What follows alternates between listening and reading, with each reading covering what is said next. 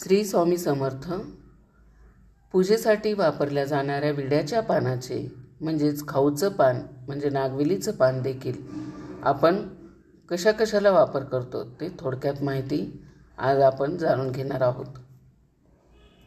आपल्याला माहिती आहे की देवकार्य काही असेल तर आपल्याकडे विड्याच्या पानाला अत्यंत महत्त्व आहे. त्याला नागवेलीचं पान असे म्हणतात.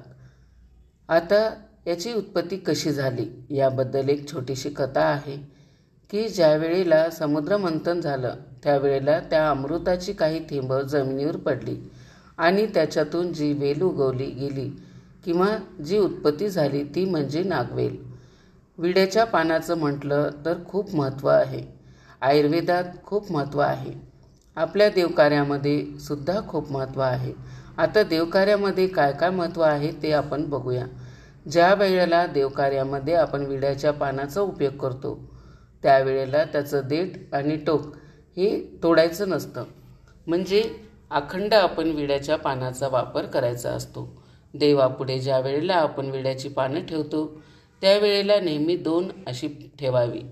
पानं ही अशीच ठेवू नये, त्यावर सुपारी किंवा नाणं असं ठेवावं. तसेच ज्या वेळेला महापूजा असते किंवा मोठे सत्यनारायण सारखी पूजा असते त्यावेळेला गुरुजी आपल्याला सांगतात बघा की विड्याची पानं ठेवा. मग ती 5 आपण विड्याची पानं ठेवतो, ती सुद्धा 2 अशा विड्याची पानं ठेवतो. मग त्याच्यावर आपण फळं ठेवतो, दक्षिणा ठेवतो, सुपारी ठेवतो.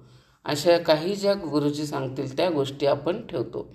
त्यावेळेला सुद्धा आपल्याला विड्याच्या पानाचा आपण उपयोग करत असतो. तसेच कलशमध्ये सुद्धा विड्याच्या पानाचा उपयोग करत असतो. आता आपण बघूयात की पूजेच्या कलशाची मांडणी करताना त्याच्यामध्ये पानं कशी ठेवायची. आता पाण्याच्या देठाची जी बाजू असते ती आपण आत घालायची. साधारण कलशामध्ये 5 किंवा 7 पानं घातली जातात. पानं स्वच्छ धुवून किंवा पुसून घ्यायची. नंतर विड्याची पानं ठेवून घ्यायची. नंतर नारळ ठेवायचा आहे. नारळ ज्या वेळेला आपण कलशामध्ये ठेवतो त्यावेळेला लक्षात ठेवायचं की नारळाची शेंडी असते आणि जो गोलाकार भाग असतो आत या नारळाला आपण हळद कुंकू लावून घेतल्यानंतर ही जी शेंडी बाजू आहे ती आपण वर ठेवावी. या पद्धतीने आपल्याला कलश तयार होतो.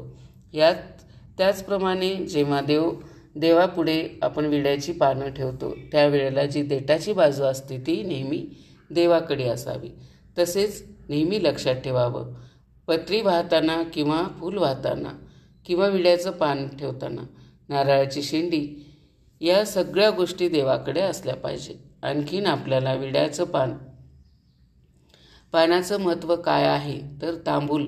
देवीला तांबूल अत्यंत प्रिय आहे. कुठल्याही सुवासिनीची आपण ओटी भरतो त्यावेळेला तिच्या हातामध्ये तयार केलेला विडा किंवा ते जर समजा आपल्याला जमलं नाही तर विड्याचं पान आणि सुपारी हे नक्की द्यावं. देवीची ओटी भरताना सुद्धा आपण ज्या वेळेला खण नारळ ओटीचं सामान ठेवतो त्यावेळेला विडा हा अवश्य पाहिजे. जशी दक्षिणा ओटीमध्ये आवश्यक असते त्याचप्रमाणे गोविंद विडा किंवा विड्याचं पान जरी ठेवलं तरी सुद्धा चालतं. अशा तऱ्हेने विड्याच्या पानाचा खूप उपयोग आहे. लग्न कार्यामध्ये सुद्धा विड्याची पानंही लागतात. आपण हरतालिका म्हणा, गणपतीची पूजा म्हणा किंवा मंगळागौरीची पूजा करतो त्यावेळेला आपल्याला 11, 21 किंवा 16 पानं अशा पद्धतीने आपल्याला विड्याची पानं लागत असतात आणि ती आपण त्यांना वाहतो. अशा तऱ्हेने आपल्या एकंदर देवकार्यामध्ये विड्याच्या पानाचं खूप महत्त्व आहे. ज्या वेळेला लग्नाचा किंवा मुंज असेल तर त्यांचे आमंत्रण द्यायला आपण देवळात जातो त्यावेळेला सुद्धा 2 विड्याची पानं आणि सुपारी देवासमोर ठेवली जाते. त्याचप्रमाणे ज्या वेळेला आपण एखादं कार्य सुरू करतो म्हणजे देवदेव म्हणा या गोष्टी आपण सुरू करतो त्यावेळेला प्रथम आपण देवाला नमस्कार करतो, घरातल्या मंडळींना नमस्कार करतो.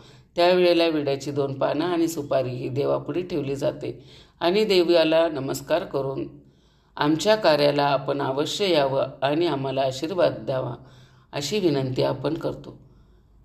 साधारण आपण देवकार्यामध्ये विड्याच्या पानाचा उपयोग करतो ते आपण बघितलं. तर अशा तऱ्हेने नारळाबद्दल पण जाणून घेतलं. नारळ म्हणजे आपण कलशावर जसं ठेवतो ते सुद्धा मी तुम्हाला सांगितलेलं आहे. मैत्रिणींनो, कसा वाटला माझा व्हिडिओ कमेंट करून नक्की सांगा. चॅनलवरती जर नवीन असाल तर चॅनलला सबस्क्राईब करा. श्री स्वामी समर्थ.